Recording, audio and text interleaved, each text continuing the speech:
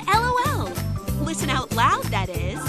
It's time for Anime Jam Session with DJ Ranma S, Mako-chan, and Ari Rockefeller. Hey everyone, welcome to Anime Jam Session, episode number 481. We are that podcast that talks about anime, games, conventions, the fandom, geek stuff, and everything in between. I am DJ Ranma S. I am Mako-chan. Well, so I'm IchigoGami.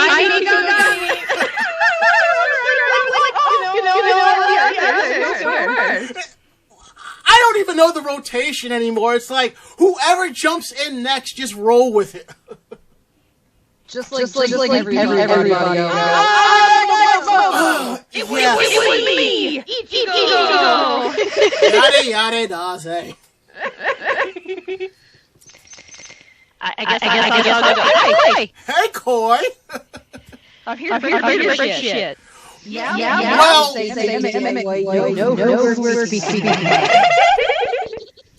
well, I mean, if you didn't realize, the opening sequence didn't play, so thank you. I try. Every time. And, WildSpice, did you introduce yourself yet, or no? No, I haven't yet. Go. Oh, very quiet. Very quiet. Up. Check your cord. Check your cable. I feel like something might be loose. I hear her barely, but she is there. I hear a Damien. I was about to say, I hear a cat. Yeah, I redeemed Pet Damien, and that is what happens. Well, Damien doesn't care because he's getting the attention he wants from his person slave. Yeah, every time I turn away, he keeps like putting his paw towards me with his claws out into my shirt and then pulling back. He's like, the softest of biscuits. I can kind of hear you, but it's very little. How about now? You're getting louder. There you go. You're getting louder, hun. A little bit louder now. Shout! Wow. Weird. You were fine earlier. I wonder what it's doing. Yeah, I wonder what it's doing. Damn it, Koi. Gee, I wonder too. Hi. Welcome to Anime Jam Session, where we will have at least one tech issue a night. One. And tonight we're bringing you at least 5. Yeah. No, we're already up Tech to issues. 6. We're already up to 6 because I forgot when I re-added y'all's Skype inputs.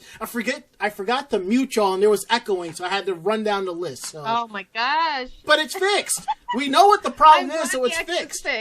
We worked really hard on that for you guys. So 2021, we fixed the echo, but we can't promise anything else, okay? Until Koi comes back, you're all We fucked. promise nothing. Anywho, we are live week of December 22nd, 2020, right here on Twitch TV. You find us here every Tuesday from 9:30 to 11, right here, talking about anime, games, the fandom, geek stuff, everything in between, and then some. You can also find us on Discord at vognetwork.com/Discord. We're part of the Voice of Geeks Network, and every show that's part of the Voice of Geeks Network has a channel, so come by and check them out. And you can find them at vognetwork.com, as well as Twitch TV/VogNetwork. They kick things off with on Sunday at 8 p.m. with the Bobby Blackwolf Show, followed by Orange Lounge Radio at 9. So before we kick things off and continue on, how is everybody doing tonight? Go on, tell us how you really feel. That's yeah. You're welcome. That sounds about right. Yeah. I guess I'll go because I burped. Go for it. I'll start. Go ahead. I guess I'll start. I'm doing fantastic. I'm about 4 ciders in, so I'm fantastic. Just so you know, this is our Christmas special, so we're kind of relaxed. All we're asking everybody else here to participate responsibly, please. We are not held responsible for your stupidity unless somebody on staff said it, and even then, we're not liable. Anywho. True. I deny everything I say as I say it. See? Okay. I mean, that's fair. Yes, verily. All right, we're going to go around the room with kicking things up with how was your week, how was your day? Mako-chan, how was your week, how was your day? I guess okay, in the sense that I have, 3.5 days off this week, and that's basically what I'm looking forward to. How'd you pull out I half? was sick this past weekend, so, yeah. Other than that, I've been trying to find some decent frickin' fan fiction for Harry Potter, Buffy, but only when Harry Potter is in a relationship with Spike. Oh. It's very, very interesting, and there are not a whole hell of a lot of them out there, and most of the ones that are out there suck. So I'm just trying to find myself some smut people, and it's not working. Please, if you have any Christmas holiday smut, send it to Mako-chan at animejamsession.com. I don't want Christmas holiday smut. I just want good old-fashioned smut. Anybody out there is a writer? Here is your writing challenge right now. Your fanfic challenge. Some good old-fashioned Spike and Harry Potter smut. But it's got to be classy. It don't have to be classy. It can be messy and disgusting. It just has to be. Oh, Lord! Classy, and then we take it to the messy, and then you get graded by Mako-chan. That's how it works. Just, wow. I got nothing. And here we are. You're welcome. That's how I work. Yeah. Everybody needs at least one good vampire porn. That's all I gotta say. I think the pandemic and us being at home and not interacting at cons is bringing out the worst in some of us. And for the most part, that's not really a problem. How is it bringing? This is me. But you're not. I've been like this since I'm like 13. Yeah, but you've not. What the hell But you are have not talking been about but pandemic. You haven't been this vocal about smut in a long time. That's why I said it. Well, no, that's because I have been reading a lot of Supernatural, and while I'm reading smut, I don't mind, reading just normal genfic for that. If I'm going into something and I want something specific, i.e. I'm trying to find Harry Potter and Spike porn, then I'm gonna talk about my porn. Fair. It's fair. Anywho, Ichigo, how was your week? How was your day? Productive, I guess.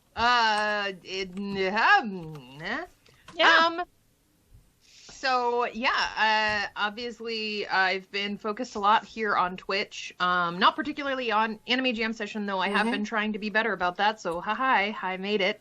I'm alive. Yay.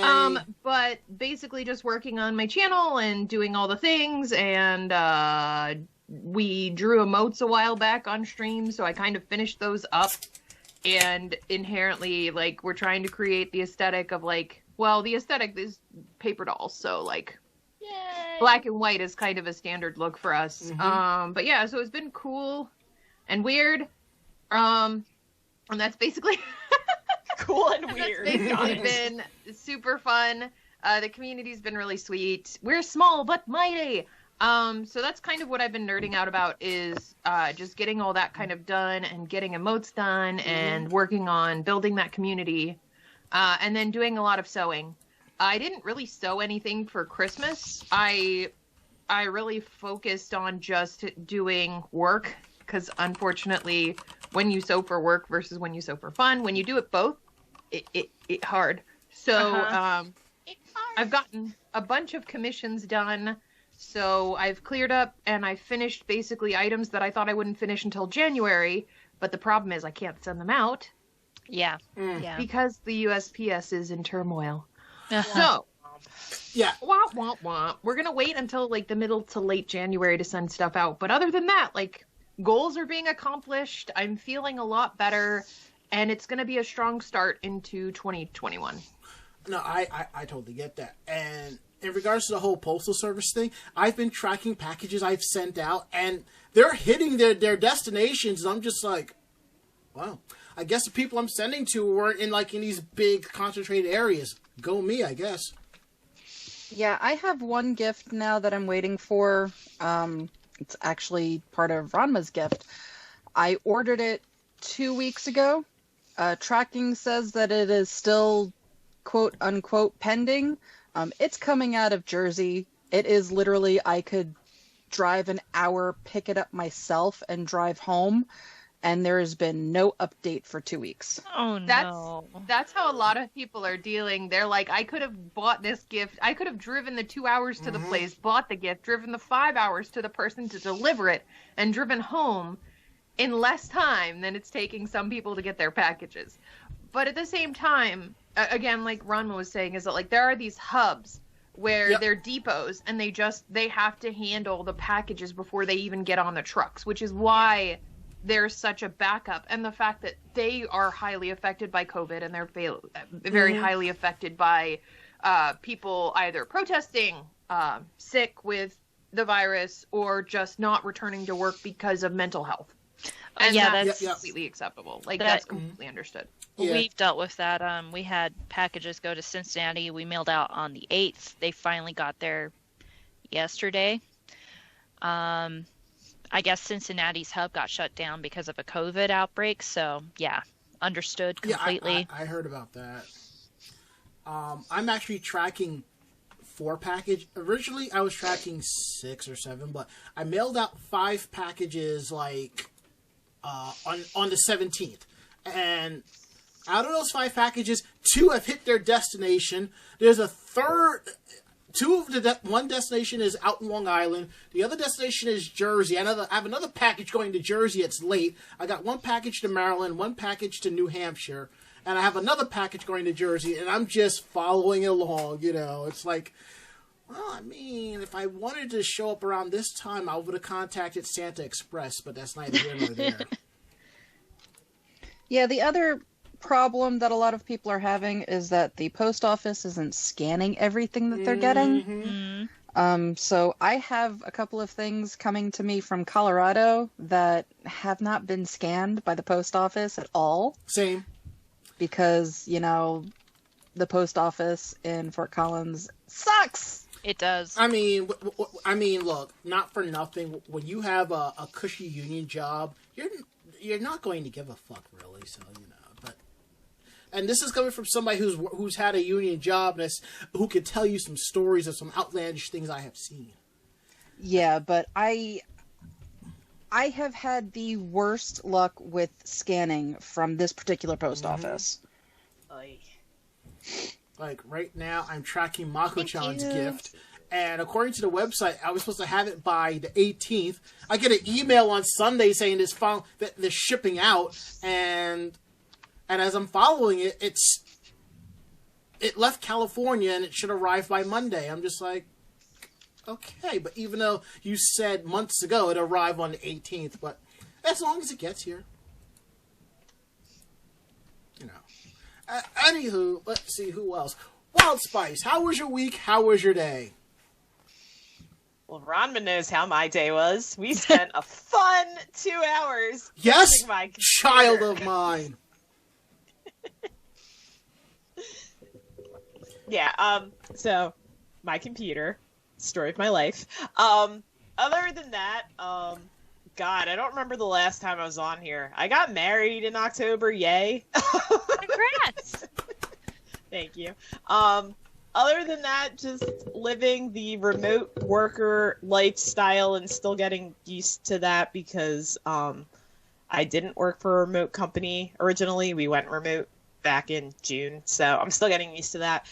Other than that, just doing last minute Christmas prep. I'm already on Christmas break technically, so I'm already I was off today, and I don't go back to work now till Sunday. So hooray! Yay! And Koi, long time no see. How the hell have you been? Koi has been a busy bitch. Busy is an understatement. I've been working a lot, honestly. I've been working, I've been streaming, still working on costumes, all that crazy shit. I'm still potty mouth. Well, yeah, that's nothing new. But yeah, just kind of keeping my nose to the ground and keeping busy. But the major thing has been, for those that don't know, I have a very sick mom, and we're just trying to do everything to make sure she is happy for this last Christmas. So that's been my major goal. So I get the next few days off to make sure that happens. And that's what's up. And the entire staff at Anime Jam Session is here for you, so you know who to lean on. I love you guys for that. And we love you too. Oh, as my parents are trying to call, but we're not answering that right now. I was gonna start to sing "Lean on Me." Lean on me. I had a feeling that was going to happen. When you're not strong. Lordy. So I just found out one of my packages from Colorado made it to New Jersey, and I just have to go pick it up tomorrow. The other package from Colorado went the opposite direction, and it's sitting in Las Vegas. Oh. Viva Las Vegas! So I believe my cookies are sitting in Las Vegas right now. You know, they're just trying to get a little spicier for you before they hit there. Spicy. Do you think they'll be millionaire shortbread? Oh. All right. Yeah, I'll stop. I'll leave. Goodbye. I'm proud of you. Good run. It was a good run. All right. Anywho, my weekend day has been pretty fun. First things first, you can't see it because of the angle of the camera, but back there is my new TV. I finally pulled the trigger, got myself a nice 43-inch 4K TV, and I didn't even pay retail price. Oh. Which also means I actually paid for it and it wasn't hot off the truck either. But, so I decided to, I had to rewire everything, which I needed to, because everything behind the TV and the entertainment center looks like friggin' spaghetti. And I decided to do some gaming. I did not realize how glorious Borderlands looks in 4K. Ooh. I'm just like, wow. And then me and Kuro Hikari-chan, we finished Borderlands, and we jumped into Borderlands 3, and I'm staring at the game as the game loads and the graphics loads. I could have sworn I heard angels singing Hallelujah as I'm playing this game, so I'm just like, Jesus fuck, this game is sexy. It's just the graphics on it. I'm just like, wow. So I go ahead, I set up the Fios TV box for 4K, which is great. I update the Xbox One for 4K, which is great. And I go to do it to the PlayStation 4, and I'm just like, come on, give me my 4K. And I Google it. Only the PlayStation 4 Pro can do 4K. And I'm just like, you mean to tell me two consoles that are literally the same in specs and only one can do 4K? Mm-hmm. Lame. What kind of... I was just like, And another reason why people wonder why I lean more towards Team Xbox, but that's neither here nor there. But other than that, that's been my weekend day. So, that's it for us. So I'm about to take a shot of something that will make me breathe fire. I will be right back. All right, you go ahead and do that. As I go with the housekeeping, this is our last show of the year. We will be back January 12th, 2021. We'll be relaxing for the next 2 weeks. It might even be 3 weeks. It just depends on how we feel, because you have to admit, 2020 has been a real hell upon every single one of us on this show. And I know for a fact that 2020 has been hell for almost everybody who is listening to our podcast, watching on Twitch, participating with us. Let us do the heavy lifting for the next hour and some change. Yeah. I did the shot and then breathed it out my nose, and now it's burning. It burns so bad. It burns like ow. But you like it though. No, I don't mind doing shots of absinthe. I don't like licorice. I don't like strong anise type flavors. Mm-hmm. But I like absinthe just because it has a really high proof. It's not one of those alcohols that you want to take a shot and then breathe at all. But especially not out your nose. Like my nose is like dripping right now. It hurts so bad. I drink this mule in your love. Oof, that's all I gotta say. I'm sorry, Babu. I'm sorry. At least I have sweet sake now. There you go. There you go. I had to switch it up to mules. I needed something a little more bitey than just a cider.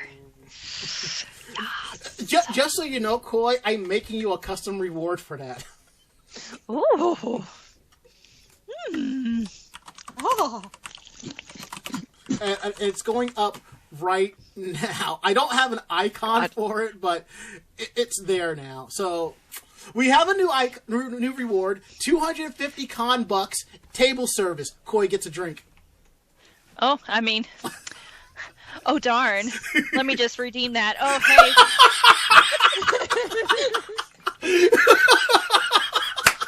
Oh, God. Okay, hold on.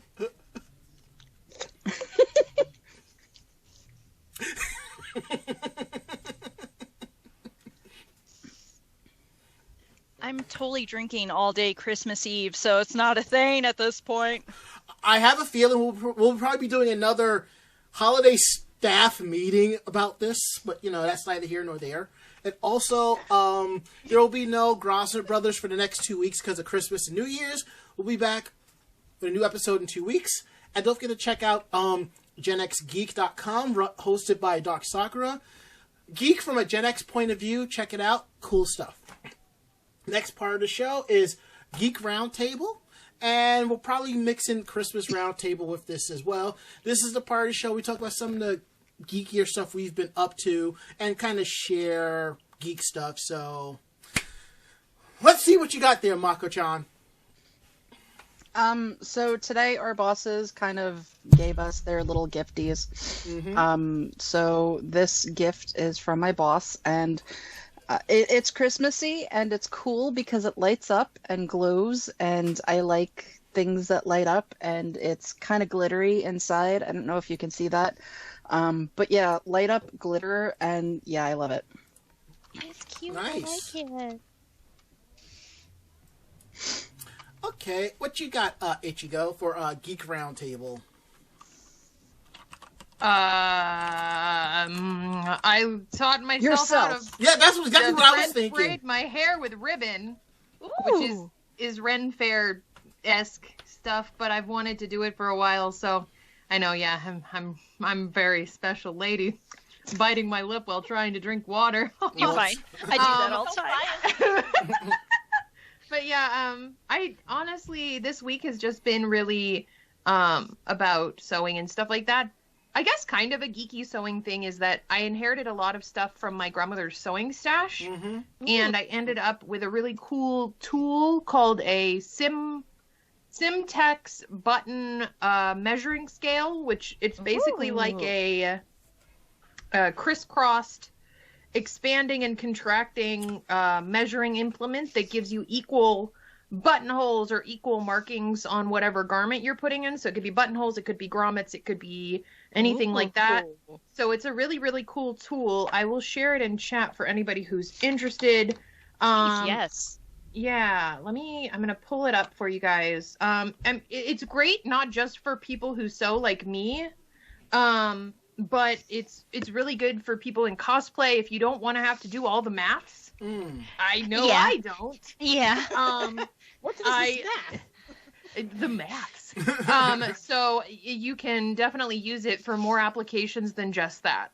But yeah, that I think would be my geeky thing for the day. That's really cool.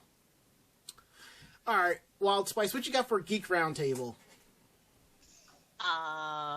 My Lilo and Stitch Christmas sweater. That works. Says, I like Wiki Maka. Stand up so and show it off. cute. Come on now, you can do that. Why not? I'm old.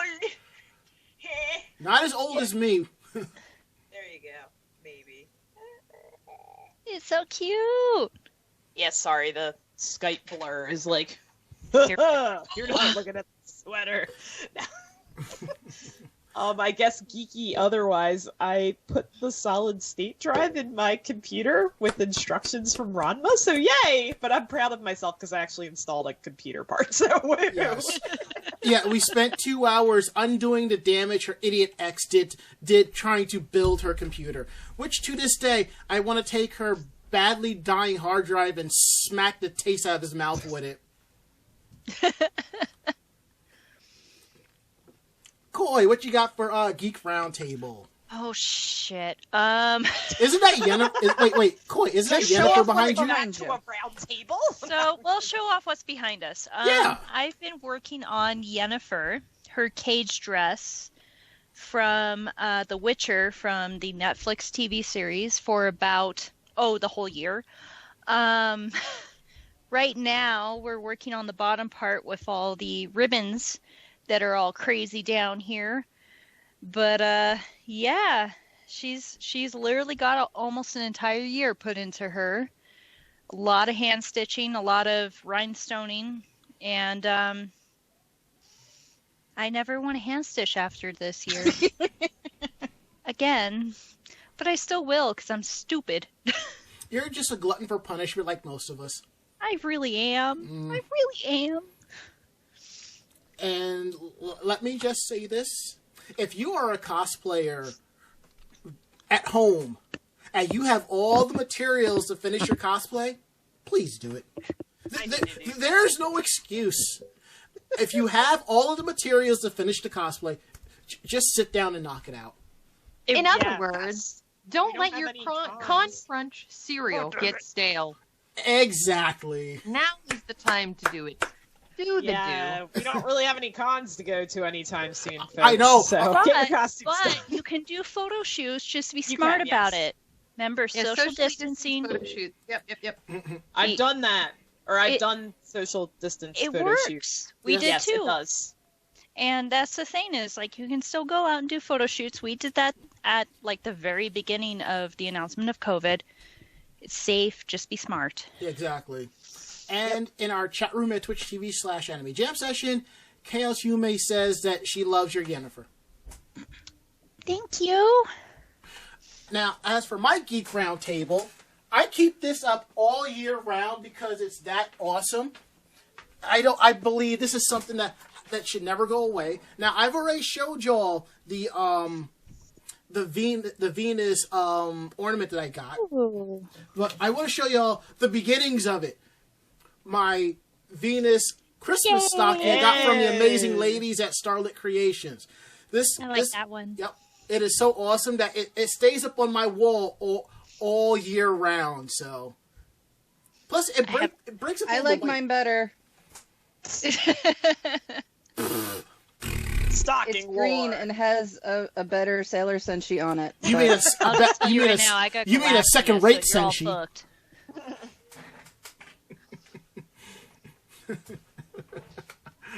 Okay. I don't have a favorite Sailor Scout. It's okay. I like them all. Alright, now this part of the show I like to call Christmas Roundtable. We're going to take a couple of minutes to talk about Christmas stuff, like any great Christmas stories you had growing up, stuff like that. We're not going to spend too much time on it, but I just want to hear if they will have like any cool Christmas stories or like cool Christmas toys that they got growing up and stuff like that, you know. CW says loves the nice straightforward design. Thank you, but don't thank me. Thank the ladies at Starlit Creations. They're the ones that made it. You should jump in for a stocking for them for next year. So that was pretty cool. Now I'll say this much for growing up Christmassy. I'm probably the only person on the show that's probably experienced this, but it's kind of funny. I kind of grew up with a 2 Christmas system in my household. It was December 1st and December 25th.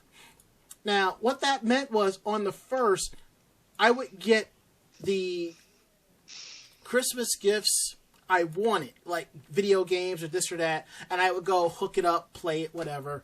And on the 25th, I would get the Christmas stuff I didn't want, like clothes. But what was interesting is that I would take like the games or whatever the night, like a couple nights before Christmas, I wrap them up and put them under the tree as if it's been there the whole damn time. Or it would be like Christmas on the 25th, and then January 1st, the second Christmas, I would get the stuff that I wanted. So it was kind of interesting growing up like that. And living in the projects, I always heard the story of, Santa comes in through the chimney, but when you're living in the projects, there's no such thing. So I was always told, leave the front door unlocked so Santa can come in. And I actually did that for a couple of years, I'm like, oh my god. Oh, but there's more. We didn't do the whole cookies and milk thing. We left Santa out a tray of nuts and milk. That's what it was. Oh, okay. Yeah, we couldn't afford cookies, so this is what we did. It was like government milk, the powdered milk in the water. It's like, I'm like, I hope he's not pissed at this, because the man came to get some cookies and milk. He ain't got time to crack nuts open and eat them, so.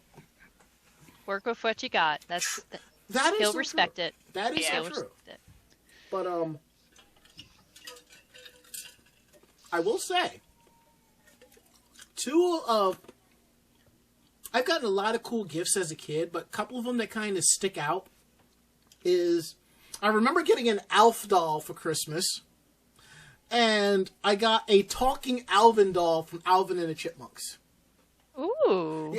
I kind of wish I still had them, but if I'm not mistaken, the Alvin doll only lasted like a year, because here's the thing. It was one of those talking ones where you pull the string. I was very curious about that, so I did surgery on Alvin, and he didn't make it. So I think I might actually have had that same doll. Oh, okay. I can remember having a talking chipmunk. Those should make a comeback. I mean, that'd be kind of cool. I'd break them. Yes, you would. And as Santa Beery says, Santa needs fiber at that point. He probably appreciated the nuts. Probably so. Yeah. Gotta break up all that sugar. Yeah. We used to leave reindeer food. So we'd leave out carrots and we'd leave out like granola mix and stuff. I know that some people think of like reindeer food being like candy canes and stuff like that. But like, I guess, I don't know if it came from like being a Girl Scout or being like an avid camper or something like that, and learning that like animals eat normal food too. Mm-hmm. Like you feed ducks vegetables, not bread, So it was one of those things that I think we did a little differently as well. We also celebrated a lot of German traditions. We have a large like German history in my family. So we did St. Nicholas Nacht. Cool. We never did a Noel tree, which is like the one that has all the candles out in the forest. But okay. I mean, that's something I would prefer to do, but I don't think my neighbors would really like it. So, and in general, a lot of the stuff, I guess like the practices, we would go get a live tree, but honestly, I'm totally fine with a fake tree. If you get a live tree in chat, let us know. If you are repping the fake tree, let us know.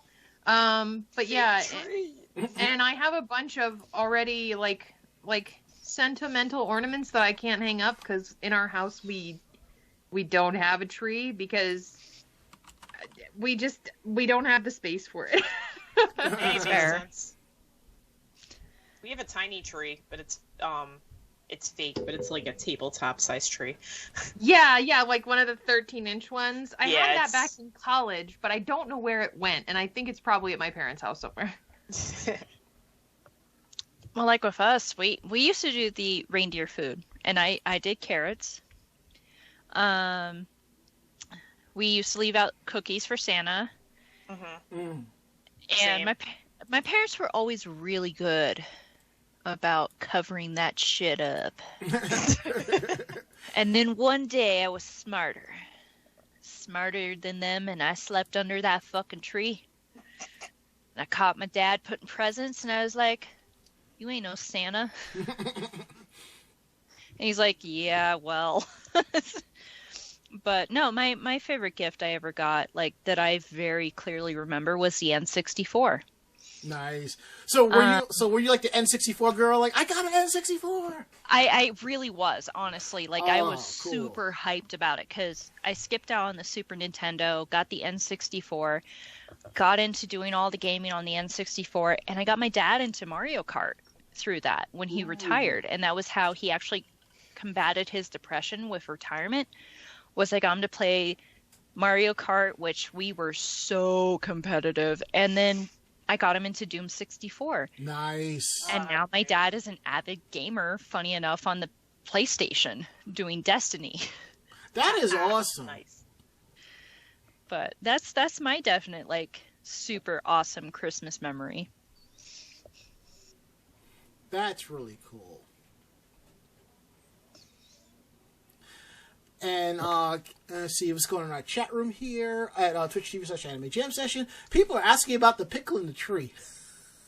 I'm like, I just want the pickle because I'm a fat kid and I love pickles. Koi, I want you to know I have a jar of pickle juice in my fridge. You can send that here. Yeah. No, Right. nope. No, that's mine. That's mine. I know that it's practiced with both the pickle and a chili I pepper didn't. or like a jalapeno, where it's hidden in the tree. And I know a lot of Thank you. different cultures practice this, where something is hidden amongst the tree, and then the children wake up and they try to find this thing, and there's an extra gift for who finds it first or whatever. We did that too, actually. Yeah, and in our chat room here, GNR Brick One, that's what her family does. That's pretty cool. Yeah, that's what I was noticing in chat. And I know that that's been a very popular, like, novelty ornament that's been going around for a while. I know at least my parents have one. I don't think we have one yet, but we've got some pretty neat ones. I think 2 that we got, like, 1 or 2 years ago were, my sister was in the Peace Corps, and went to Mongolia and did some work with a school out there. And at one of the prisons, they make ornaments that are in the shape of yurts and specific types of housing, like buildings basically in that area. Nice. And so we ended up, and it's all paper craft. So it's all like folded paper that's very delicately interlaced and woven. And it's pretty cool. If I remember, I will bring it next time. I can't remember where we've put the ornaments. They're probably in the attic, but that's one. And then I've had some Doctor Who ones because we watch Doctor Who. And I think, what are some other ones? Of course, like, you have baby ornaments or whatever and all that fun stuff. If you know, that's what your parents decided to do, is baby's first Christmas or whatever. But yeah, there's just a few ornaments. Do you guys have any ornaments? Do you have any ornaments that have some sentimental value to your family or anything like that? Like, they always have to bring out? Well, I won't say in that aspect. I was talking to Mako-chan about this earlier, and I think it just came up in a conversation somewhere. I remember, growing up, I would always put together the tree, and we'd have, like, these ornaments that were, like, satin string ornaments, and some of them had, like, glue and glitter on them. And, and I said, I want to buy just a set just to have, because those were the ornaments that I remember growing up putting on the tree and stuff like that, I mean, if I would have put up a tree, I probably would put them on, but that, or I would just take them out and just have them, just put them on display, because that was basically my childhood growing up. It was just those ornaments. I just remember those a lot, because they were like, I think from the 60s and the 70s, and that's what my great-grandmother had, so. Yeah, we have ornaments from the 60s and 70s that are the teddy bear Avon ornaments. And that's what my grandmother, Koi has had a few drinks, grandmother used to contribute. And then we have some ones that are hand-blown glass that were created by an artist for my parents. And then for my husband, we have I think they were Avon, the Avon rocking horses that were done every year. So we have those specifically for our tree right now in our house. So most of our ornaments have like extreme sentimental value and are very old. And I mean, I have ones from friends. Like I have a Spider-Man ornament from my friend Holly. And it doesn't make sense to our tree, but I'm going to hang it every year. So it's one of those things. It's funny you mentioned the Avon ornaments, because in our chat here at twitch.tv/anime jam session, we have Seataberry saying that they had a bunch of Avon and Hershey ornaments, Avon as well, because their mother or grandmother would buy them every year. So that's just kind of funny to see how small the world really is, and people have very similar ornaments that maybe have the same sentimental value. But yeah, WildSpice, you were talking about how you have a lot of sentimental ones and Disney ones? Yeah, we have a lot of different sentimental ones. There were ones like when I was little that they were like, it was a bear and it had like the age you were. We had a lot of those. We just have ones like that my mom or my dad bought when I was growing up. And we have a lot of Disney ornaments. Gee, I wonder why. Lots of Disney ornaments. Because my dad would buy from when they had the magazine for the Disney store, they had like the sets of ornaments. So they came in like this big cardboard book thing, and it was like a set. So like we had the Lilo and Stitch set, we had the Nightmare Before Christmas set, we had a bunch of different sets of that. So we have a lot of ornaments. But this year, my mom did she kind of did like a theme, kind of like my husband and I, or like the theme of the tree. So my mom has some like bear ornaments in memory of my dad on the tree, but then we have a lot of like ornaments that my husband and I had, or ones we got for our wedding. So lots of Disney ornaments are still on the little tree. Well, we have Star Wars too, so I get that. Yeah, a lot of the ornaments that I had growing up, they ranged from very traditional. I actually still have a couple of them between me and my mother from, basically they got their first tree, because I was born and then we moved to North Carolina. So when they moved, they got a huge, I think it was like an 8-foot artificial tree. Wow. Oh, damn. But then they got like a lot of traditional kind of ornaments to go with it. There were glass angels, and they did the whimsy things, but it was kind of like hand-stitched clowns and drummers and soldiers, things like that. Oh, cool. But as I was growing up, you see them out now. You'll see the tubes of candy. Well, M&M's used to have those tubes of candy, and every year they would have an ornament on the top of it. And there would be like 3 or 4 different types of ornaments. So every year, those tubes of candy were in my stocking. And then the next year, we would use those ornaments on our tree. So I've got years worth of those. I know that they did it with the M&M's. I know one year, instead of doing ornaments, they actually did train pieces. So it was the M&Ms in like the M&M characters in different train pieces, so that you could actually put them together. I have to say though, that my favorite and most memorable ornament though is, back in the day when I was actually a good girl and going to CCD and all of that. I was very articulate as a young child, so anything having to do with the church and having to speak, having a very small child who could actually get up there and speak always made it look cute and adorable. So one year for St. Lucy's Day, Santa Lucia, I had to go up with a person actually dressed with the candles in like a thing on her hair and like in a white gown and everything. And I had to do the whole speech for Santa Lucia. That particular year, my mother actually found one of these silk ornaments for Santa Lucia with, a picture of a young girl like in the silk and everything, and we still have that. That's one of, you know, the big ornaments that I can remember that has the most memory for me, just because, you know, being that it's so old, I actually remember why we got that.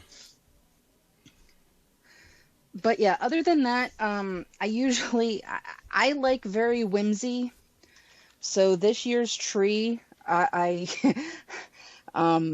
we're decorating it and putting it together, and my cousin walks away to, you know, do something. And there happened to be a, you know, plush Groot that was next to the tree. So I ended up taking this plush Groot and attaching it to the tree. Now the Groot is about, you know, maybe 2 feet tall. The tree is only 3 feet tall. So this Groot is attached to the tree and it's about the same size. So my cousin saw it and she fell in love. So then we wrapped the tinsel around Groot. So he is now on the tree permanently this year. He's holding the star that's supposed to go on top of the tree, and it looks like he's trying to put the star on top of the tree himself. It's freaking adorable. It's whimsy, and that is my idea for Christmas. I'm not very, you know, I like the traditional, but if I'm going to, you know, do something, Halloween is my decorating holiday. So Christmas has to be whimsy for me to actually be into decorating for it. That's really cool, though. I like that. Yeah. Like I said, I really haven't done much for the holidays because all my Christmas stuff is in my storage closet, and I just don't feel like digging it out. But what I did was, as you all know, I upgraded a lot of parts of my computer for RGB. So I have a theme going. So it's RGB Christmas lighting going across my keyboard, mouse, the fans, and the strips. And as it's been going, I look at it and go, you know, it feels more Italian than anything else. When the moon hits your eye like a big pizza pie. Facebook Italian-like seal of approval. Thank you, Ichigo, for redeeming me petting Damien. He is very much enjoying it. Okay, let's go ahead and get into these stories. We're going to go through these briefly. We have 3 to 4 quick things we're going to cover. I didn't tag anybody in this, so it's like free for all. If you want to do it, go ahead and take it. I'll just announce the titles and all that good stuff. The first thing is something we've been talking about on the show for a while, is Demon Slayer, and it seems that it may be taking the number 1 box office in Japan, beating out Spirited Away. Ooh. Yeah. I mean, it is a good anime, but wow, you know? That's a big anime to beat, though. I know. Yeah, Japan has really, really fallen in love with Demon Slayer. The manga has been selling out left and right. The movie has been doing amazing. The animated series has been going, you know, absolutely crazy with it. So it's actually kind of nice to see something modern kind of become that, you know, that popular. Mm-hmm. I mean, I guess I'll take the first one then. Yeah. So yeah, it's basically right now,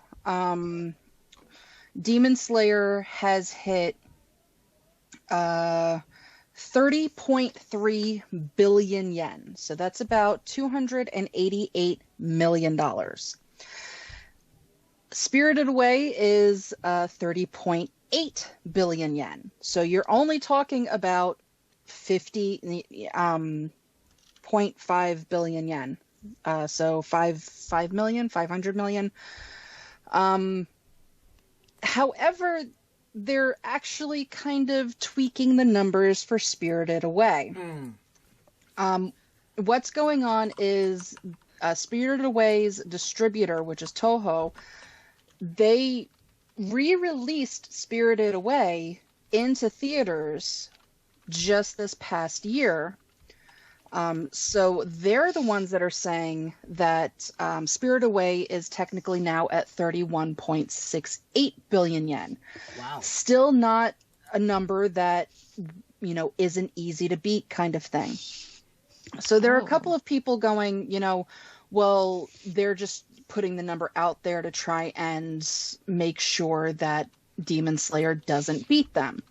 However, Toho is also the one that is putting out Demon Slayer. So it really doesn't matter to them which one is box office number one.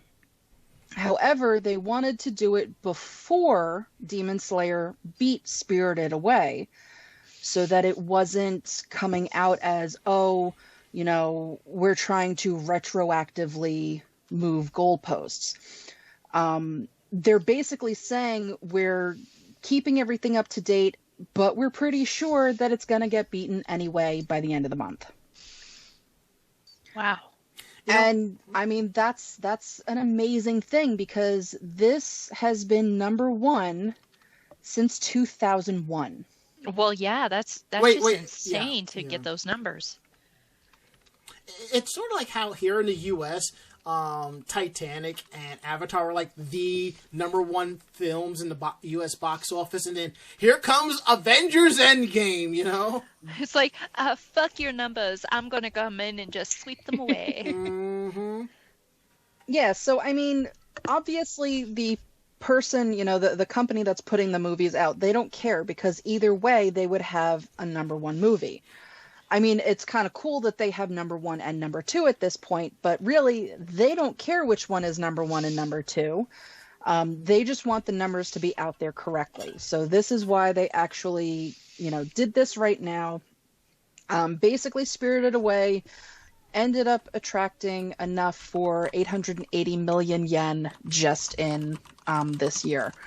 So again, trying to keep everything as correct as possible, so that when Demon Slayer beats Spirited Away, it's honestly. Which, not for nothing, for a modern movie to finally beat a movie that's been number one for 20 years, or, very, very close to 20 years, that's a really good run. I just want to say something on a side note real quick. The song, because I mentioned Titanic, there's a sing-along in the chat, and that song is running through my head. Thank you very much, ladies. Near, far, wherever you are. And then Koi You're not beating your chest enough, woman. I'm You sorry. have to beat Hold on, yourself. Wherever you are. I've had way too many drinks. I'm sorry. Well, you guys are quoting that. The only thing going through my head is, Supernatural touched on this. You see, you're going supernatural. I'm going phasmophobia. Because this is a thing I do in Phasmo, like constantly. I do, where are you? Are you near? Are you far? Wherever you are. See, y'all are doing that. I'm picturing Grover going, near? Far? Near? Far?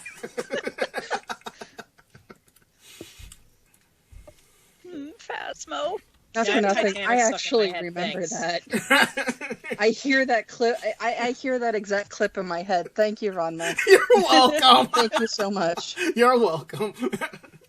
Grover was my favorite growing up. That's why I actually had video of just Grover videos, so that I know was one of them that was on there. So now, thank you. That's bringing up. Grover is an OG. Yeah. Yes, he is. Yeah, he is. Well, going from the slightly wholesome to the slightly more racy naughty list. Oh. Before we continue, when I read this, I was like, it's either Florida, Texas, or Ohio. It's always those three states causing trouble, Ohio.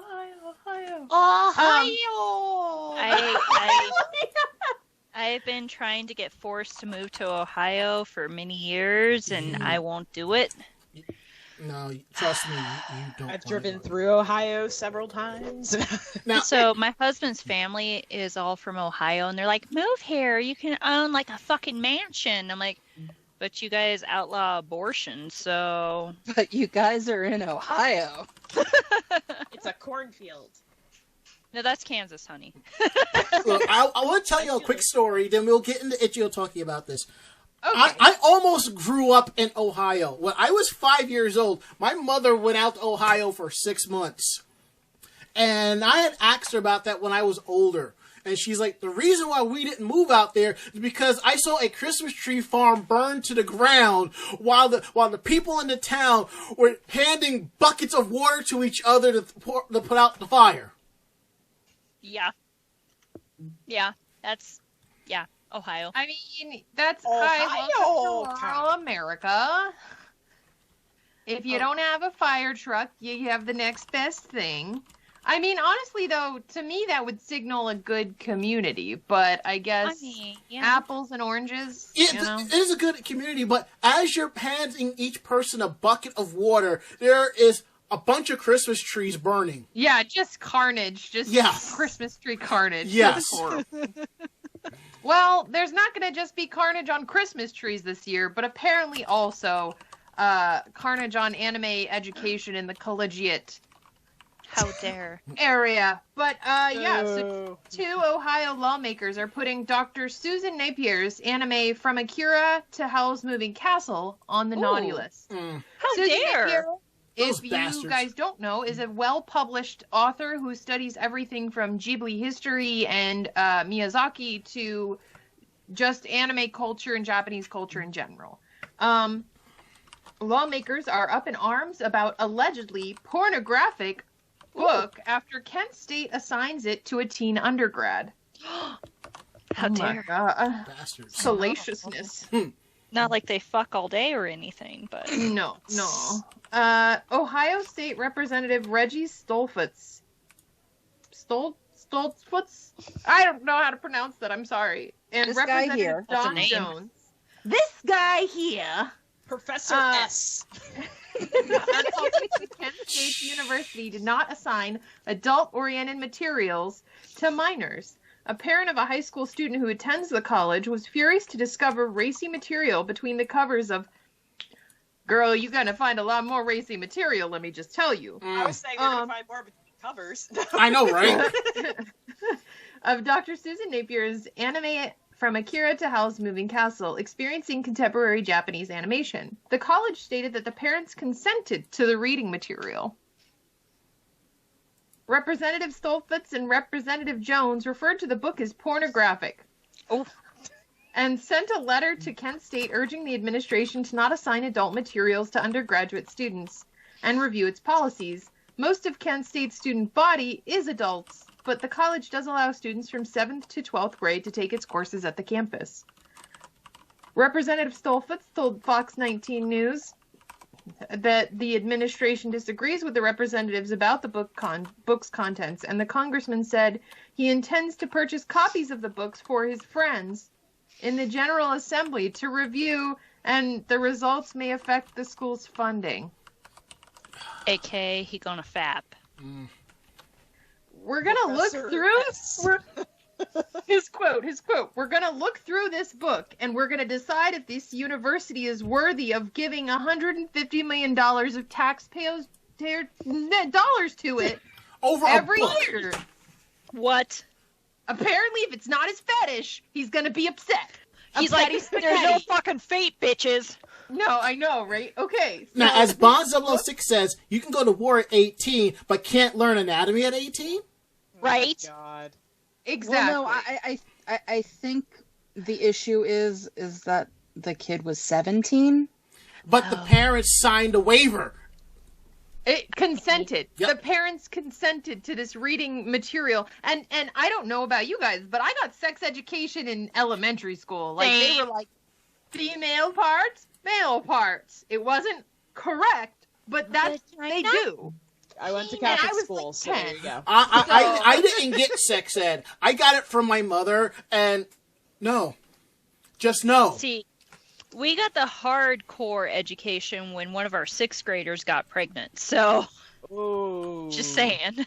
Yeah, yeah. We had at least one of our 7th graders in our year. She got preggers. I So mean, this book Oh, go ahead. I mean, it's one of those things. It's like, here's a book with maybe some sexual innuendos, and then we're going to freak out over that, versus you have fucking porn. I mean, come on now. Literally. Considering that it is not, I guess, kind of an educational or documentarian style novel about anime, I'm sure it's just like it has like an image of Serial Experiment Lane being like super depressed about stuff, you know. Right. Or like it has some highly graphic Akira when he has his giant tumor body style or whatever. Yeah. So it's like what? But anyway, the book was assigned in Kent State's freshman composition course, and the college administration issued a statement explaining how the book is used in a classroom setting. A section of the course, titled College Writing 1, Social Issues Through Anime, teaches college-level writing through the prism of critical social issues prevalent in this internationally popular art form, such as mental health challenges, stereotypes, violence, and relations between men and women. Okay. The assigned text is related to the subject matter and prepares the class for dialogue about themed issues. Faculty have academic freedom to communicate ideas for discussion and learning to fulfill the course objectives.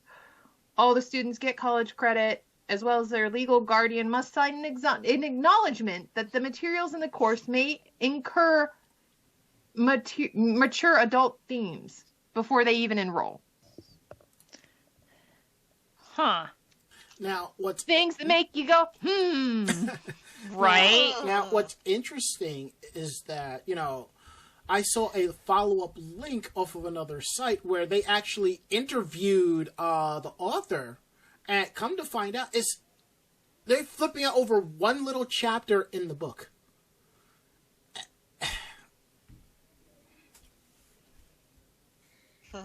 It's like, not for nothing, if these people grew up right, then they would have been exposed to a hell of a lot more than what's in that book. Mm-hmm. Yeah. I mean, try growing up and being absolutely having a crush on Malcolm McDowell and starting out with Clockwork Orange and Caligula when you're 5. Oh, well, very well then. I mean, to me nowadays, there, like, back in the day when we had the ratings of, like, PG or PG-13 movies, it was like, boobs were cool or whatever, like, but they didn't really usually show them. And now it's like, the way that they censor, like, sexuality in the human body versus violence is such a weird dynamic. There is so much less, kind of censorship on hyper-violent materials as opposed to just some boobies. Well, I mean, look at how they quote-unquote corrected different anime. You've got Tenchi Muyo, you have Ranma 1/2, you have Outlaw Star. That the way that they made it better, quote-unquote, is just to erase the nipples. Boobs were fine, the nipples were evil. Yes, yeah. Nipples are always evil. Don't you know? Male nipples are okay. Female nipples are a no-no. They don't exist.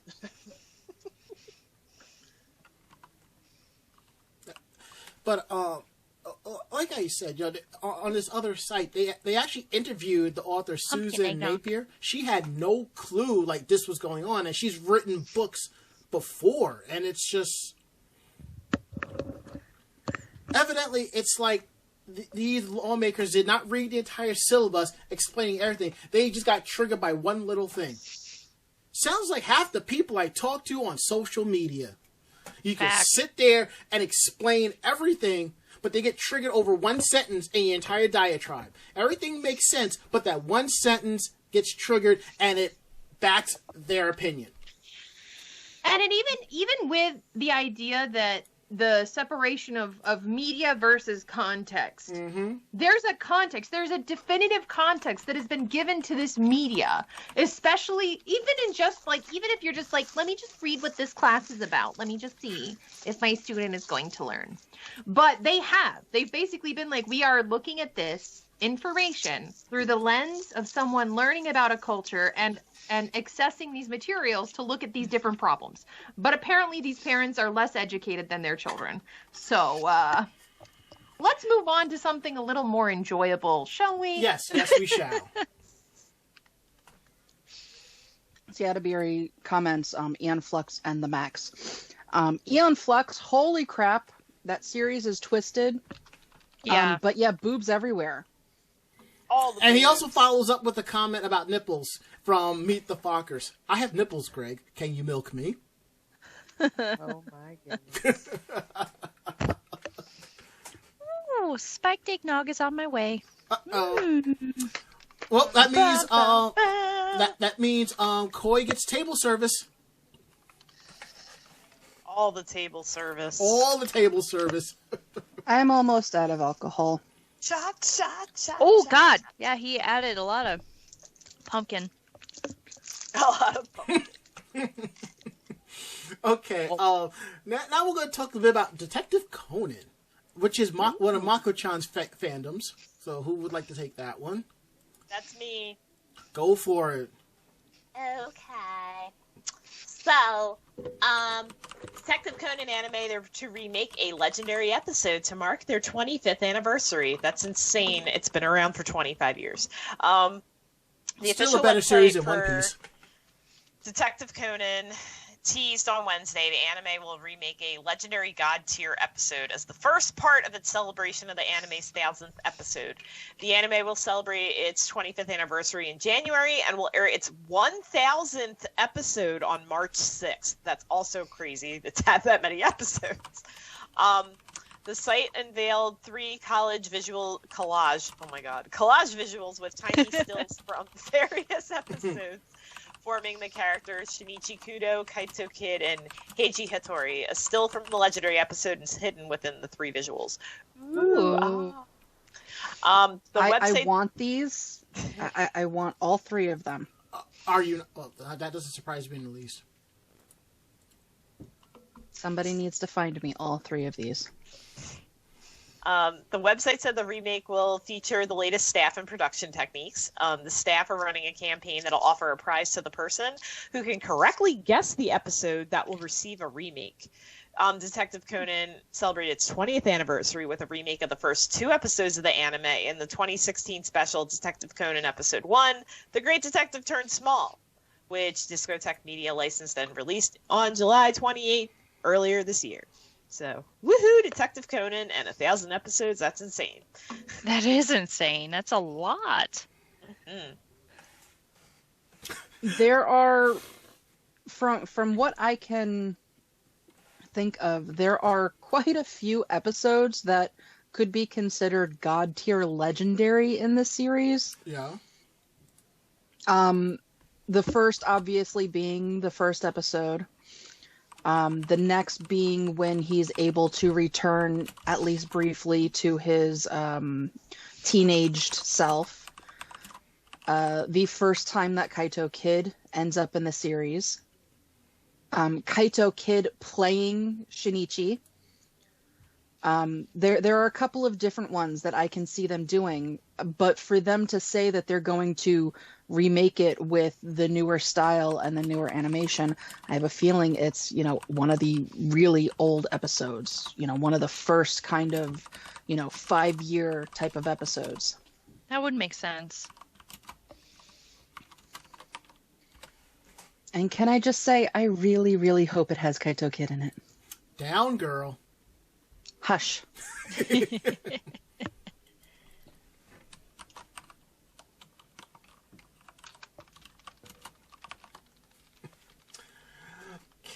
next up is Funimation put out an app for the Switch, which kind of surprised me.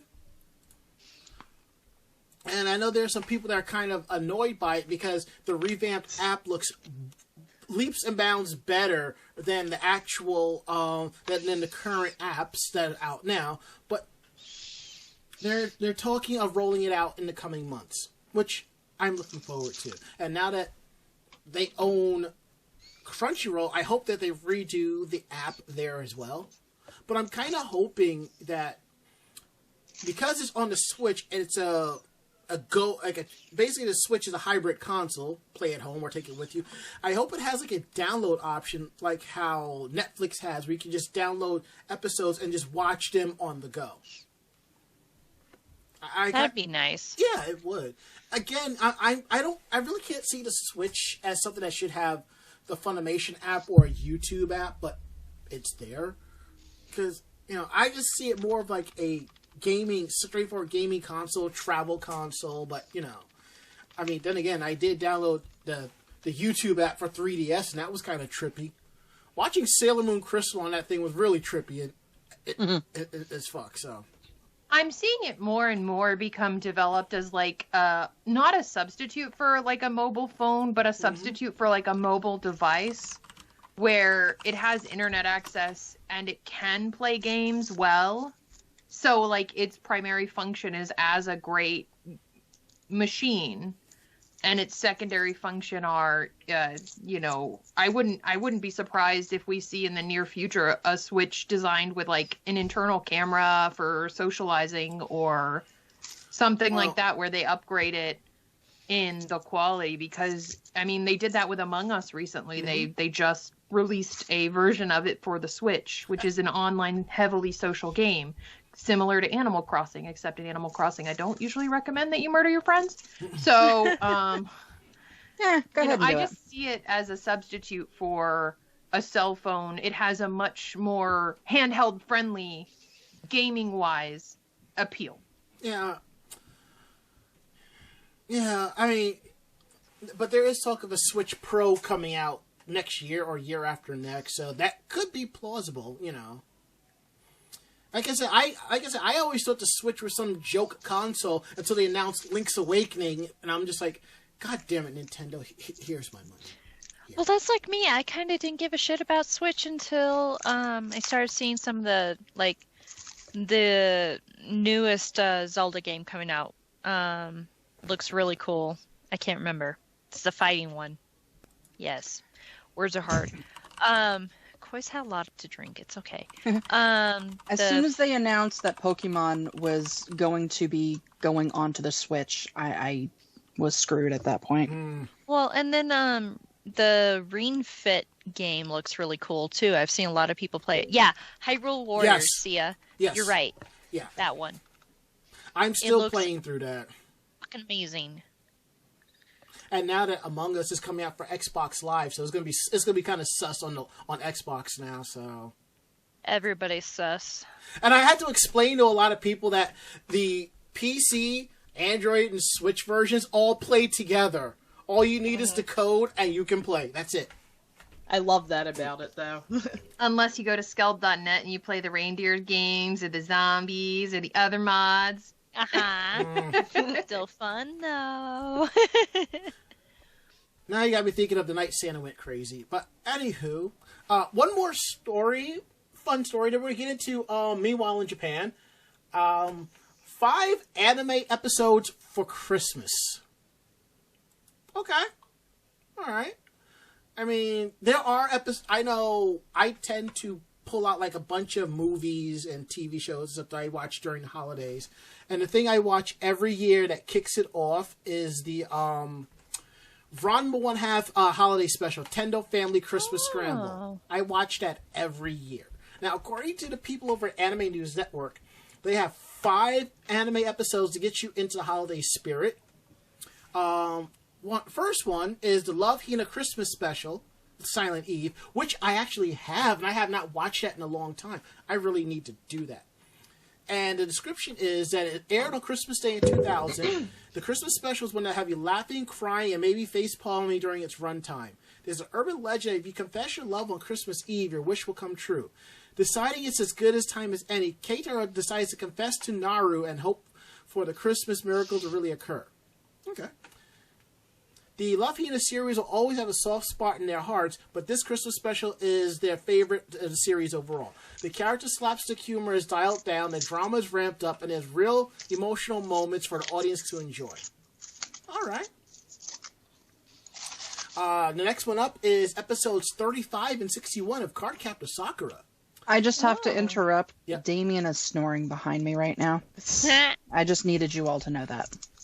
Precious. Breaking cat news. Cardcaptor Sakura is magical.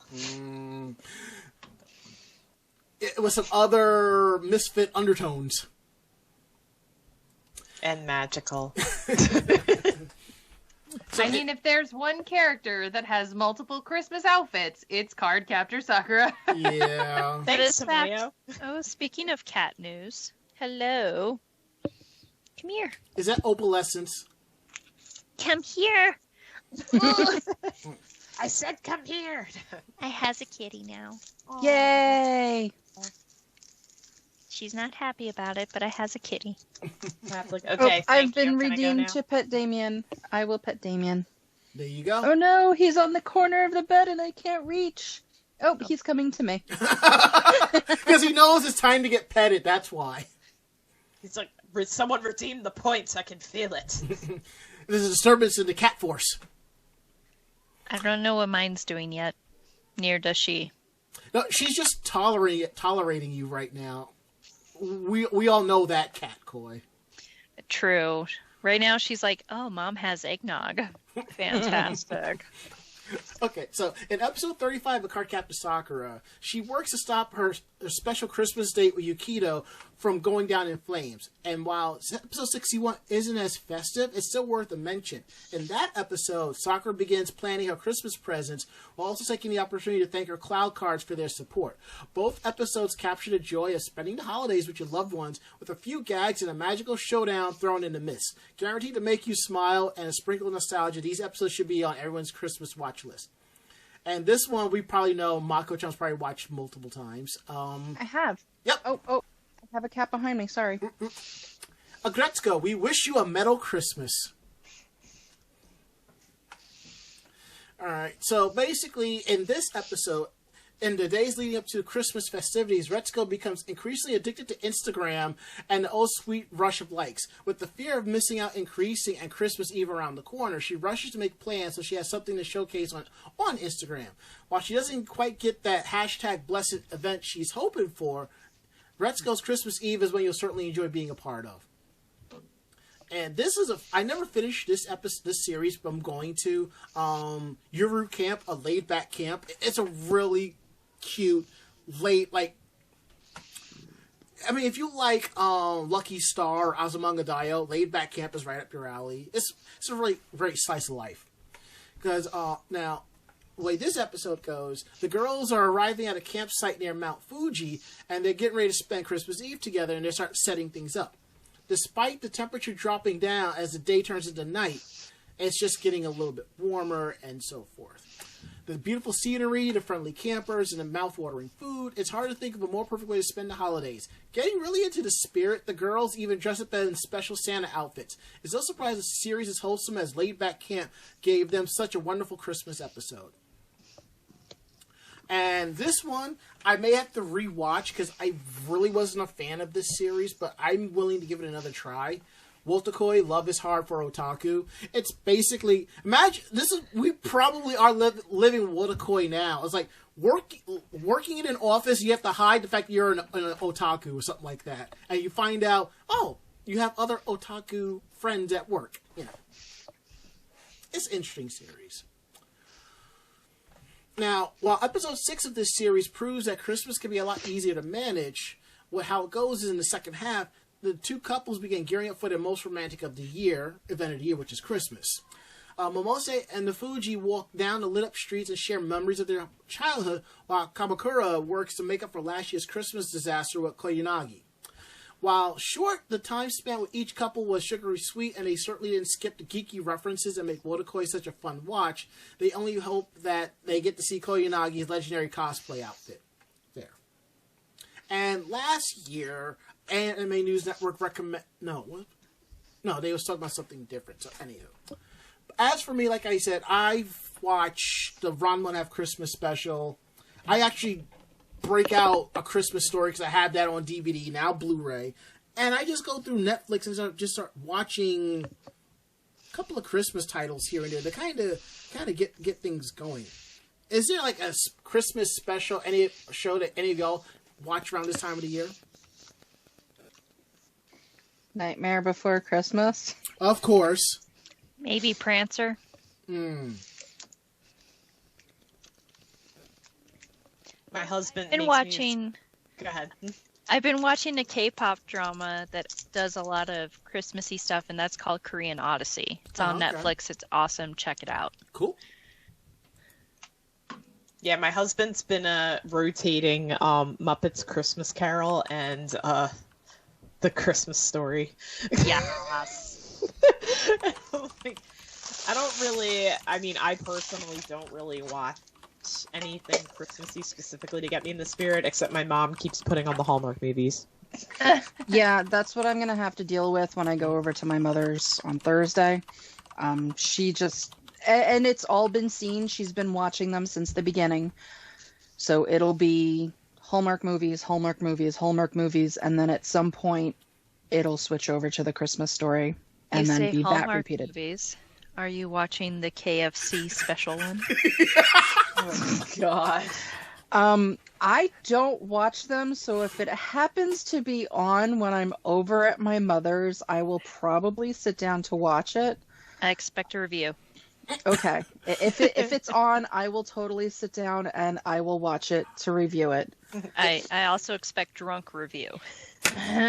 You're making Well, then it I might as easier well for just her. go and find it now. See, Fantastic. See, you're making it easier for her. It doesn't help the fact that the movie is on demand, so she could watch it anytime during her 3.5 days off from work. You know, she could have like a nice bucket of KFC and a glass of wine, you know, while Don't stretched tempt out. me. I mean, the KFC Christmas comes full circle, I guess. I'm not going to see the Hallmark movie because I played the dating sim, and that is enough for me. Yeah, right. I don't know if y'all know, but KFC put out a console. Yeah, I was seeing that in the chat. And what's great, this thing also warms up your chicken. Oh my god. Wow. You never put never put food or snacks with your electronics. I don't want to. I'm not going to go there, but if you want to watch any cleaning videos of consoles that are overly dirty, have fun with that on that YouTube rabbit hole. However, we for our Christmas movies, I guess the two I like are Muppets Christmas Carol, obviously, and then Scrooged. Not Scrooged, but like Scrooged.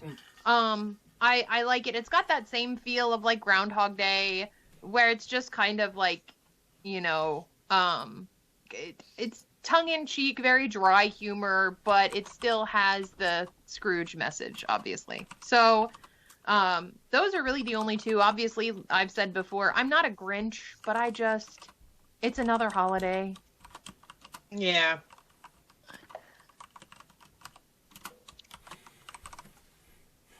Alright, now that we got that out the way, it's time for the part of the show that y'all basically stick around for. Meanwhile, in Japan.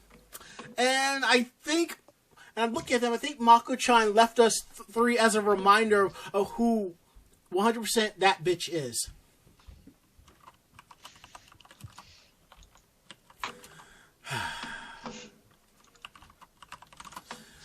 We got some interesting titles here. So I know the Godzilla one has been claimed. So y'all two, the rest of y'all can fight over 1 and 2. Left, sorry. I have to say that on these Meanwhile in Japan's, you specifically asked me to find holiday-themed ones. These are your holiday-themed ones. Yep. It's not my fault. I never said it was. If I say go and get it and you bring us this, I can't say it's your fault. If I just happen to look and then I just stare at you, then it's your fault. Every other time but this one. God. All right. So, which one of you lovely ladies would like to take the first story? I'll do it. Who didn't see that one coming? Yeah, I had a feeling. So big news, everybody. Tenga has unloaded its biggest GIF ever. That was terrible. But not my fault. Somebody else wrote it. I'm just copying them. So this is a premium Tenga gift. It is made from pure gold and priced at 10 million yen. For those that don't know what Tenga is, it is a Japanese masturbatory aid manufacturer. So their latest campaign is to be the biggest gift ever in the history of the company. So they are offering customers the chance to win a product that looks like one of their vacuum cups. It is made out of 99.99% gold, valued at a whopping 10 million yen, which is $96,000. It is actually a cleverly designed tissue case. So you can enjoy a quote-unquote premium time even after enjoying a premium Tenga. Oh. So the golden Tenga tissue case will be presented to the winner on a red cushion of happiness inside a beautiful wooden display box.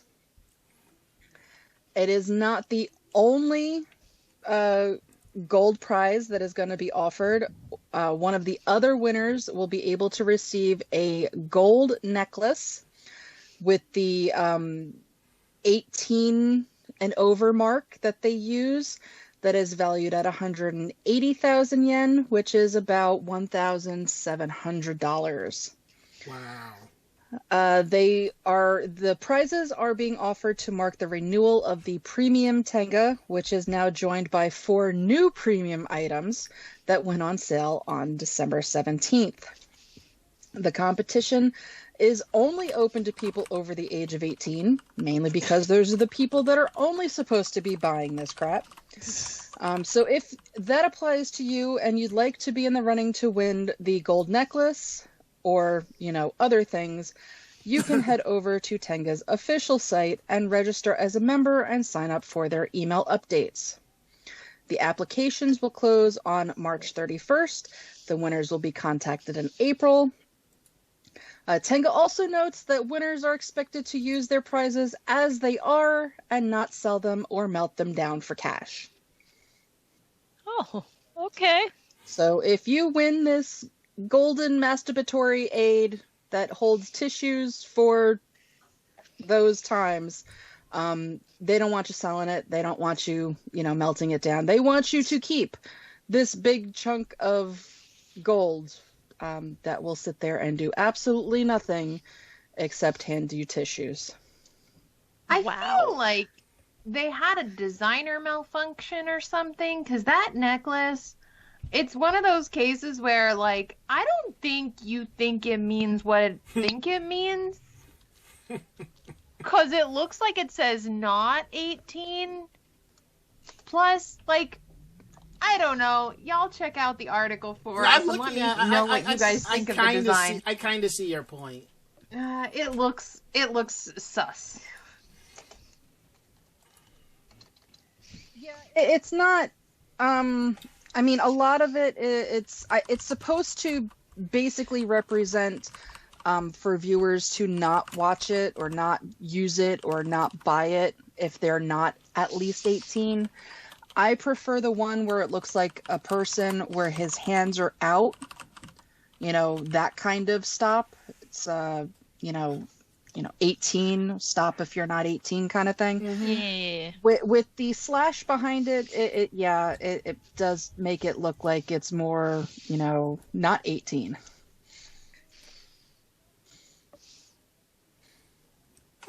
Hindsight's 20/20 on that one. Yeah, but at the same time, nobody's gonna care. I want to see whoever wins it actually wear it. We have some funny input in the chat. Yeah. Too bad for those Australians who can't import it because of the 18 plus Japanese items embargo. Oh yeah, I heard about and that. Bonds 006 has told us it may be a good paperweight. No. Yeah, I can just imagine going into my boss's office and seeing that on the desk. Yeah. I would get a kick out of it. My boss actually has a ruler that actually has cut out into the ruler little Woody. And one of the doctors actually came by and picked up the ruler and didn't realize what it said until somebody told him what it said. He dropped the ruler just because it was, it said Little Woody on it.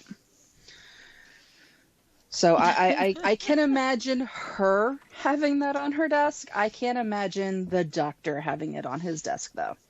It would be hilarious, but I can't imagine.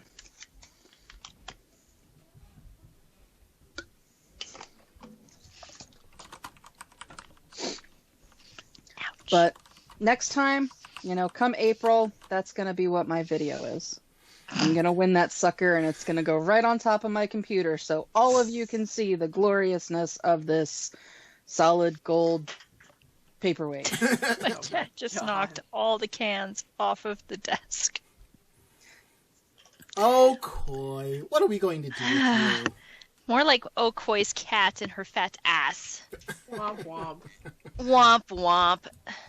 It's like, I can't fit if the cans are there and I want to sit. Basically, and then she's like, I'm going to knock them down and then I'm going to go over and try and drink them. Human mother, I must test the gravity facilities within this space. Move, fat ass, you're in the way. This thing here needs to be on the floor. Smack. This thing here needs to be on the floor. Smack. This here is in my way of my butt and my tail. Smack. Do you feel better? Yes. She's like, I'm going to attack you now. I'm like, okay.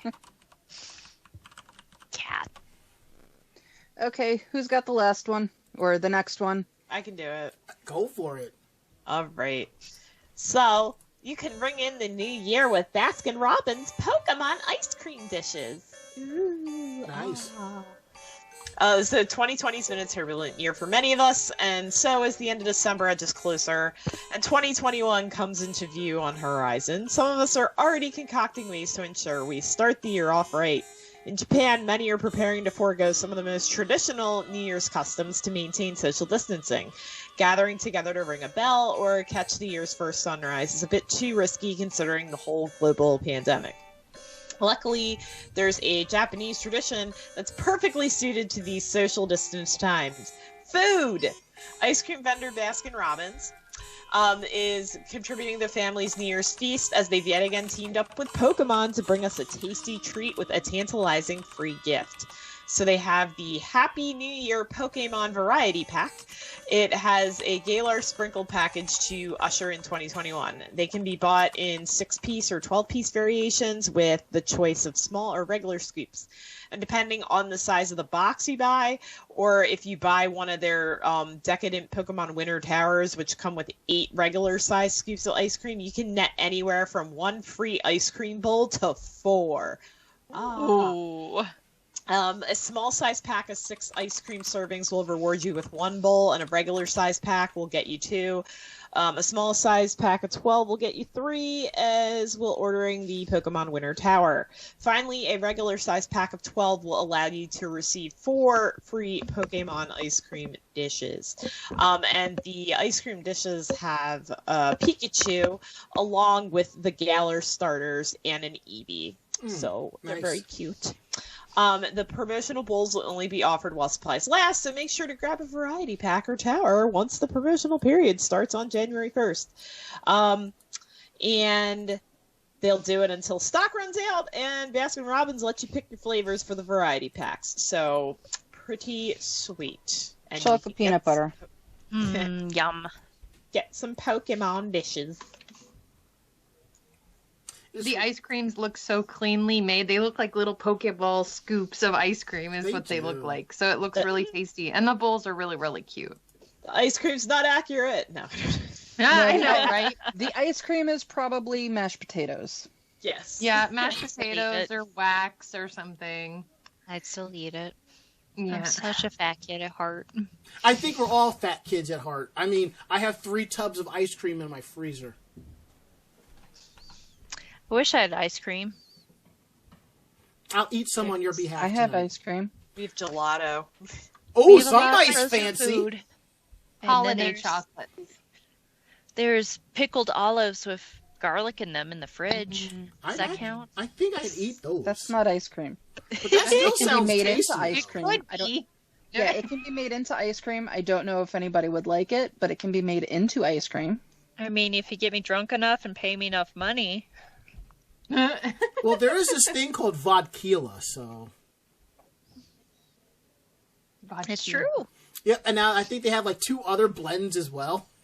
Yeah, they have a whiskey tequila, the vodka tequila, and I don't remember what the third one is. I don't remember. Now I have to look it up. Thank you. Next. Well, going from celebrating with one hugely Japanese mascot for the holidays to another. Rumkila. Not Rumkila. Rumkila Sorry. is not the Japanese mascot we were looking for. But It could maybe in the future Yes. they'll kawaii-ify it. However, Giant Godzilla is going to win out on this one. The statue is part of a Japanese park's Christmas illumination celebration, which I honestly would prefer above trees. Ho ho ho, Merry Kaiju. Merry Kaiju. Japan really gets into the festive season this time of year, putting up all sorts of colorful lights that twinkle through the winter nights. While you won't see too many people with Christmas lights on their homes, you can find beautiful displays at public places such as shopping centers and parks, including the Kurihama Flower Park in the city of Yokosuka, Kanagawa Prefecture. While the park is plenty beautiful by day, it is currently holding its Winter Illumination 2020 celebration, in which visitors can see lovely light displays in its Cosmos Plaza and Adventureland sections. But while the Cosmos flowers and surrounding foliage look quite nice, it's probably safe to say that the most memorable part of Christmas is to visit the flower park and see Godzilla illuminated for their holiday season. I want to see So, it. what's the King of Monsters doing hanging out in this park about an hour south of Tokyo? Thankfully, he's not here to destroy the city again, but to bring smiles to the faces of children, and let's be honest, grown-up kaiju fans too. The 9-meter, or 29.5-foot tall Godzilla statue is also a slide, with riders going down its gargantuan tail. Rar Toibatsu. Kurihama's Flower Park's winter illumination is going on now and continues until the 27th, but we're not sure if Godzilla does as much checking to see who's been on the naughty list and who's been nice during this year as Santa has. We recommend being on your best behavior, though, around the big guy. It looks really, really cool. It is the old vintage style Godzilla. Not like the 2000s Godzilla or anything like that, but if you remember a lot of the plastic molded toys from back in the day, that's the style of this Godzilla. And it's really cute. The lights look really fun, and if you can go see it, I recommend it. But again, practice your best safety, common sense, and use your best judgment. But it looks really cool, and I love seeing all the Godzilla stuff whenever it comes around. Go, Godzilla, go! Godzilla! I think that song is somewhere Godzilla on... War Toimasu. I think I have that song somewhere on my computer. But, anywho, I'm not surprised that we went over our normal allotted time, because... It's my fault. No, Just blame me. That, and we've all been drinking, and we're taking like 2-3 weeks off anyway, so why the fuck not? So I think it's time to be a little fancy and get the heck up on out of here. What do y'all think? Okie Fair. dokie. Fair. All right. Past my bedtime. Yeah.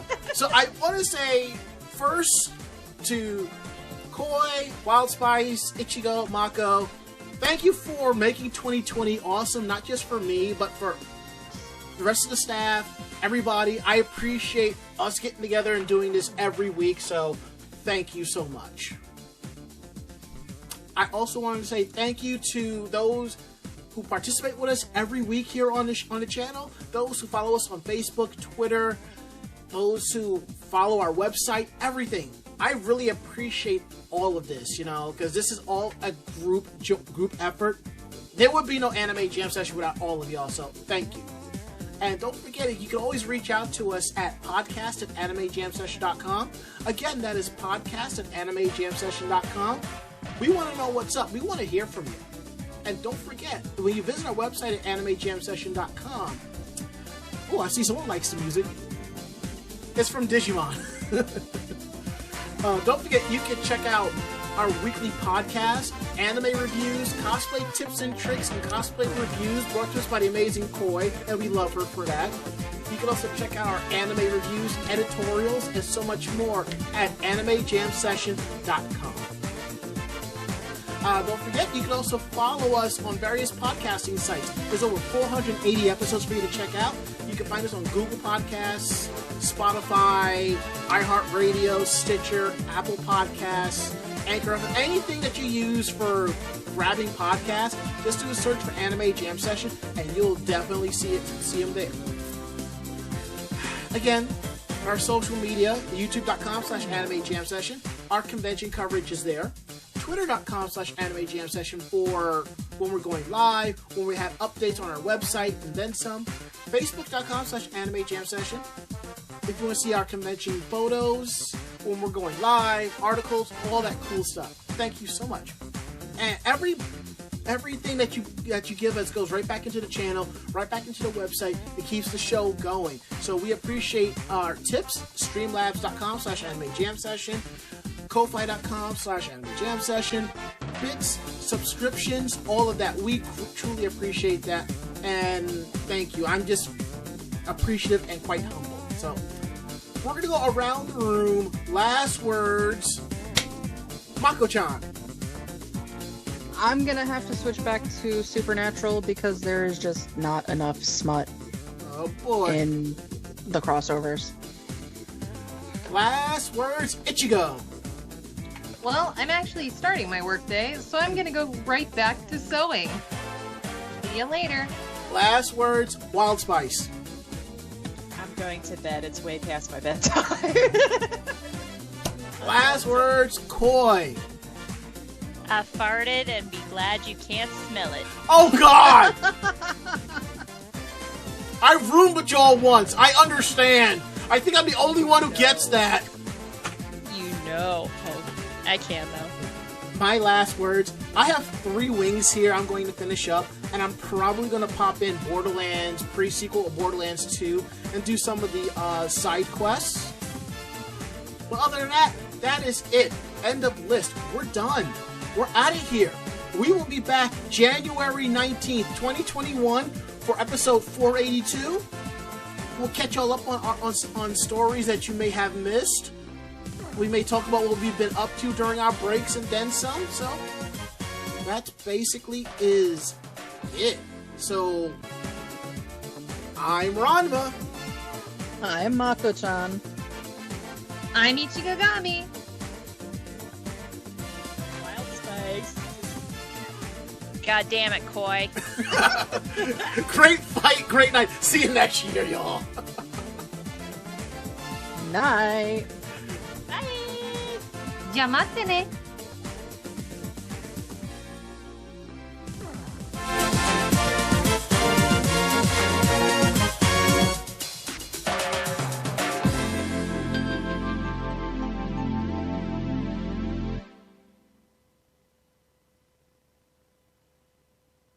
This podcast has been a production of Anime Jam Session and AJS Productions.